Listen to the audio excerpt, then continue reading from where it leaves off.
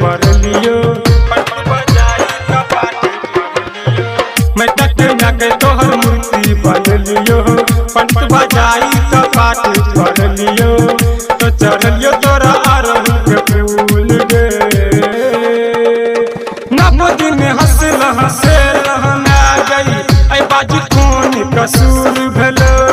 हमरा तू छोड़ के जाय चाहना गई बेटा से कह कौन भूल भेलो हमरा तू छोड़ के जाय चाहना गई बेटा से कह कौन भूल भेलो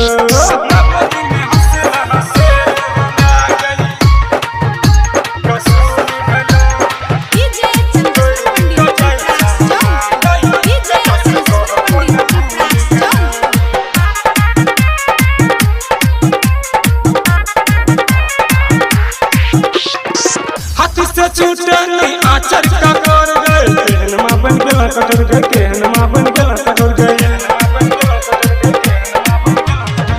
हाथ से छूटे नहीं आचर का कर गए केहनमा बन गेला कटर गए केहनमा बन गेला कटर गए सब लगा वो तोरा चरण के झूल गए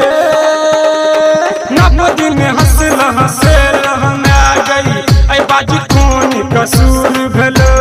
हमरा तू छोड़ के जाय चाहना गई बेटा से कह कौन भूल भेलो हमरा तू छोड़ के जाय चाहना गई बेटा से कह कौन भूल भेलो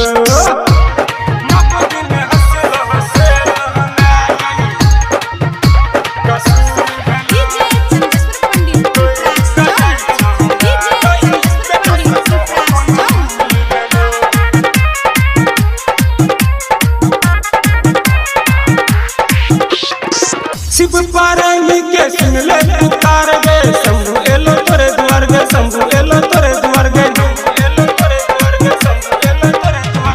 शिव पारनी के सुन ले पुकार गे शंभु एलो तोरे द्वार गे शंभु एलो तोरे द्वार गे